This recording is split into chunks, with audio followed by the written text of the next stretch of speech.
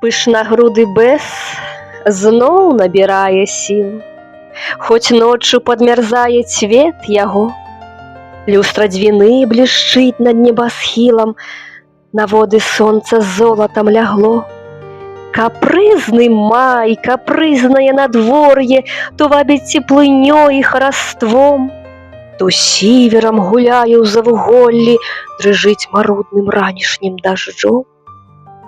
Сярод бяроз у скверыку знаёмым бадзёрыя снуюць паўсюль шпачкі, схаваліся ў кветені маёвай танюткія пялёсткі матылькі. І што прыпыніць у гэты час імкненне кахаць і жыць з расхінутай душой? Махрысты бэс пачаў сваё цвіценне ў аксамітным ранку над Двіной.